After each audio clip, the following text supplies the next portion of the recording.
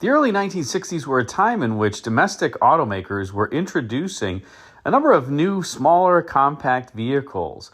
Perhaps because the U.S. was in the middle of a recession in the latter part of the 1950s, the automakers thought that it was time to really produce vehicles that help consumers pinch their pennies not only by lower upfront costs of procuring their cars, but also by lower operating costs and delivering better fuel mileage. As a result, the Corvair came out from Chevrolet in 1960 to be followed up in 1961 by the senior compacts from Pontiac, the Tempest, Oldsmobile, the F-85, and Buick, the Special. Ford, of course, would introduce the Falcon in 1960, and over at the Chrysler Corporation, they would introduce the Valiant for 1960, the homeliest, funkiest looking compact of them all. Yes, and notice I mentioned it was just the Valiant. It was not the Plymouth Valiant when the car was first launched, and it would later become the Plymouth Valiant, but Chrysler wanted to market it as really almost its own car, and maybe that's why it just got such strange, cute, but also kind of ugly styling. Boy, the 1960 Valiant was a strange-looking machine, and I don't know how it ever got past the Chrysler stylists. Actually, I do know how. This was the waning years of the Virgil Exner era of design before he would be fired in 1962, when the 1962 vehicles, in particular the Plymouths, would just bomb in the marketplace, and I think Chrysler management was just waiting to get rid of Virgil Exner. He would later be replaced by Elwood Engel, who came over to Chrysler from Ford, where he lost out on the design vice presidency. Elwood Engel would lose to Gene Bourdonnais, who would be Ford styling leader for a number of years into the early 1980s.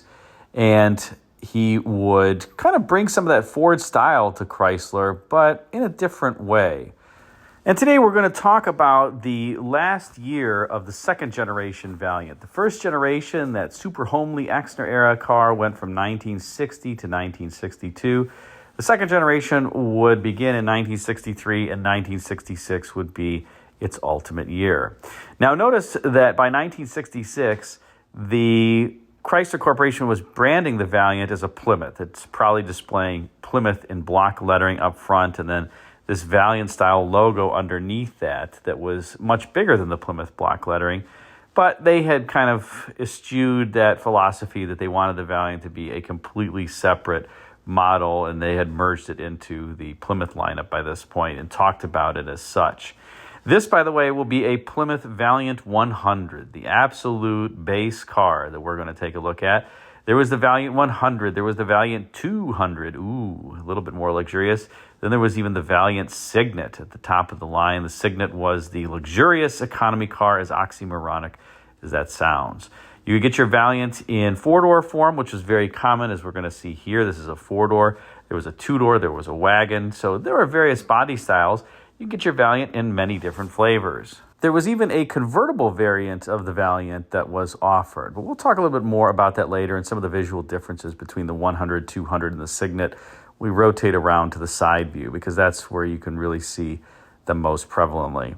But up front, you have kind of this double loop style grille, and it's an interesting take on a wall-to-wall grille because the grille and its texture continues on outside of those loop style portions into the midsection of the grille, but I think it's kind of cool how they did that. That midsection is body colored, where the Valiant logo is centered in that particular area.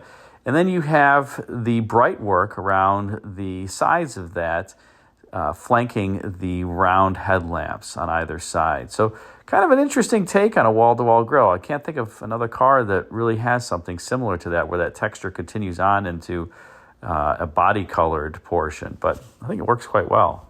Also notice that you have a hood that's relatively flat and fender peaks that really are not much of a peak, so to speak. And that allows the designers to kind of show the front end off and make it look wider, as opposed to if this hood had a lot of ins and outs and ups and downs, it just wouldn't quite look as wide as it does here. By making it nearly flat and just having that crease down the middle, it kind of plays some visual trickery on your eyes along with that wall-to-wall style texture of the grille to make this car look bigger. So I shouldn't say bigger, but wider, something that the designers probably wanted given the car's overall small size. Now, as we rotate around to this front, almost three-quarter view, you'll notice that this is a Valiant 100, not only because of the badging up front on the fender, but also because the Valiant 100 doesn't have the lower rocker molding, and it doesn't have, I'll call it the bullet molding that the Valiant 200 had. The Valiant 200 had this kind of long, full car length, bullet-style molding. And like I said, the Valiant Signet would have a wide rocker molding at the bottom that would kind of cover that portion of the door below the crease. But I think the Valiant 100 in this particular color looks great. This, by the way, is a 12,000-mile all-original copy, and I think it looks pretty beautiful as an economy car can get. Now, 1965 was also the first year that I'll say that Virgil Exner's design was, and his cues were completely gone. In 1965, this little crease that would run along the fender in the previous model years was gone. And you also see, as we kind of rotate around the car, it's got a relatively flat fender, flat quarter profile that was very Elwood English and also very Fordish. Ford really started that flat fender, flat quarter profile with the 1961 Continental. And Engel was a significant contributor to the design of that 1961 Lincoln. And I guess he took that philosophy from Ford and brought it to Chrysler. And Ford would continue with it. And Gene Bourdonnais especially loved flat fenders, flat quarters. But Engel, I think, did it in a more tasteful manner. I think this is a tasteful little car. And Engel so hated kind of that tapered look to the rear in particular of cars that for 1964 on the Chryslers, he modified the rear quarters to have almost like a mini fin to disguise from the side the fact that the deck lid was tapered. He didn't have enough money to redo the cars at that point. It would take another model year before Chrysler would be able to redo its vehicles. And so that was kind of a mini stopgap that I guess he was able to achieve to get rid of the Exner-ish proportions.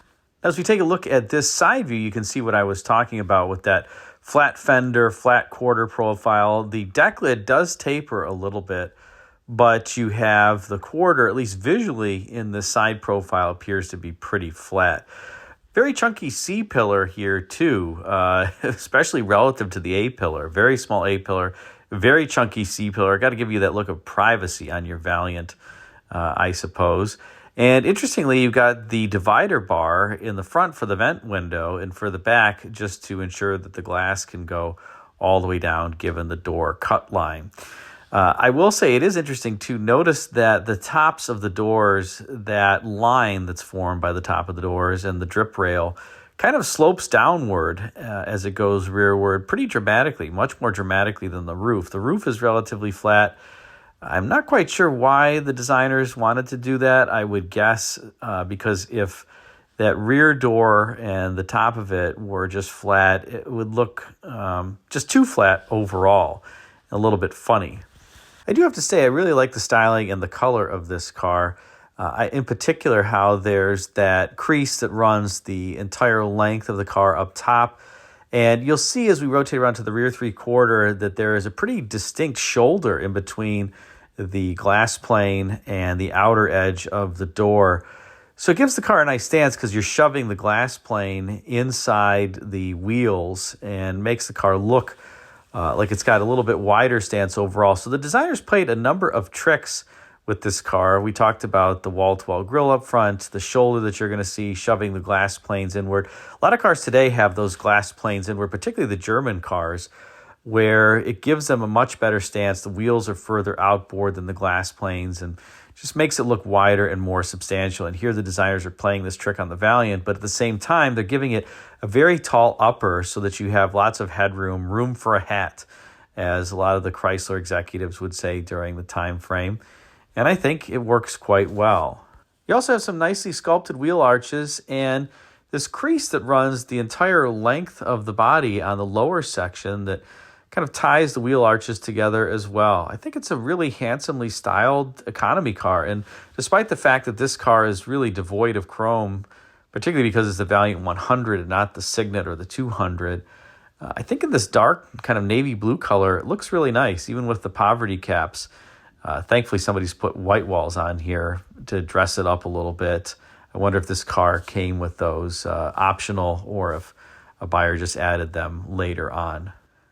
And here's a rear three-quarter view, unfortunately a little bit chopped just because of how the photo was taken. But a lot of kind of Continental styling in this. You've got the Continental roofline with the shoulder. Remember I was talking about the shoulder? We were looking at the side view, and that was something that was a characteristic of the Continental. It had that very distinctive shoulder and the glass planes kind of set inboard. And here you have that on the Valiant. So Engel was, I guess, taking some luxury cues along with the vertical tail lamps. The Valiant would go to these vertical tail lamps beginning with the 1964 model year. Here I love how they're kind of integrated into that molding that's on the top of the quarter panel. And, well, that's another luxury cue. The 61 Continental had vertical tail lamps, very different from this. But, other luxury automakers like Cadillac had that. Of course, you have the block lettering that says Plymouth out back that's going to dispel any notions that this is a luxury car, as if other things didn't. And a very tall upper. We were already talking about that being tall before, but you can really see that flat roof profile here. And look at how big the backlight is. That is just massive. So this car is kind of interestingly proportioned. You almost want to chop the roof by about an inch or so to make it look a little bit less sedan-y. But that's what the customers in this price class wanted. They wanted an economy car that didn't really feel like an economy car on the inside. And as a consequence, particularly the Chrysler customers who were older than customers of General Motors and Ford, they did really want to be able to wear a hat inside their cars.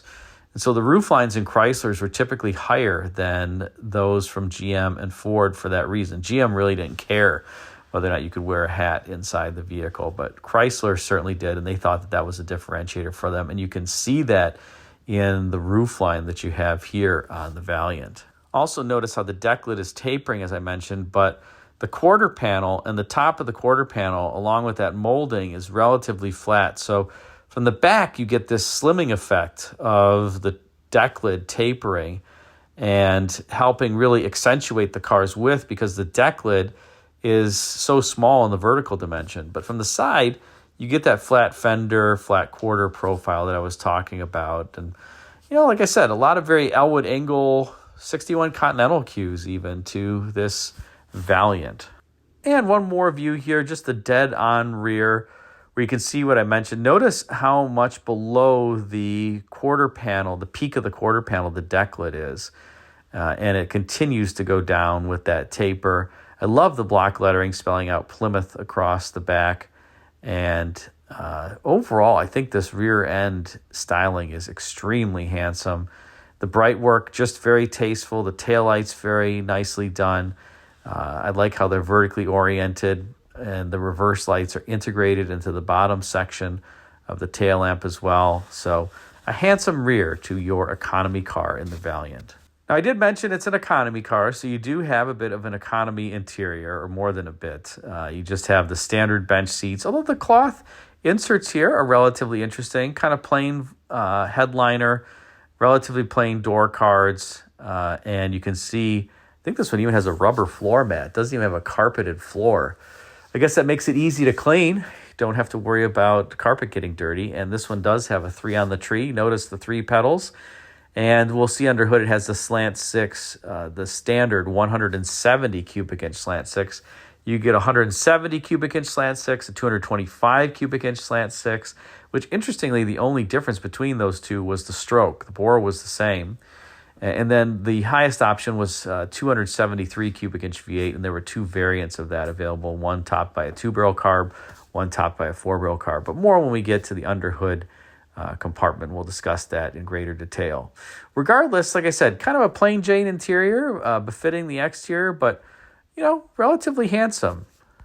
And here you can see the dash a little bit more up close, big speedometer, kind of rectangular speedometer to go along with the exterior styling. So you got rectangles all over because the car is kind of a rectangle. The front seat's obviously in great shape in this low mileage car, as is the clutch pedal and the brake pedal. Hardly anywhere, and that rubber floor mat is even in great shape, which these things get pretty brittle after all these years. So somebody really loved this little Valiant, and the door card looks perfect. what a great little car. It's got to be fun to drive, to car shows and just around. I would actually, I think, enjoy driving it, although I'm sure it's pretty loud on the highway. The Chryslers of this era, even the full-size cars, weren't necessarily known for their quietness, despite the fact that they would call it the torsion quiet ride. I bet this one's pretty loud at speed, but oh well, what a fun little car. Now let's shift gears to the underhood department. And here we have the Slant 6. Of course, it would have to have a Slant 6 in a Valiant because the Slant 6 was introduced in the Valiant. And here it is, as I mentioned, this is the 170 cubic inch variant. It made 101 horsepower. There was an optional 225 cubic inch Slant 6. And like I said, the bore was the same. The stroke was just significantly longer on the 225 versus the 170. And that made 145 total horsepower. Then there was the 273 V8 topped by a 2-barrel carburetor that made 180 horsepower. And then the 273 cubic inch V8 topped by a 4-barrel carburetor, which was the only high compression engine, 10.5 to 1 compression ratio on that, and made 235 horsepower. So the top engine was 235 horsepower. This one is not that. This is just the base 170 cubic inch Slant 6 with 170 horsepower. So this one has at least an indestructible engine. The Slant 6 was known for being very indestructible for Chryslers. Interestingly, Slant 6 did not have hydraulic valve lifters for most of its life. I think it finally got those in 1981. It took a long, long time for the Slant 6 to get those. So sometimes you hear them ticking away under hood, and it's just because they need a valve adjustment. But very reliable engine, very rugged, very durable, indestructible, kind of like the Ford 300 cubic inch inline 6-cylinder.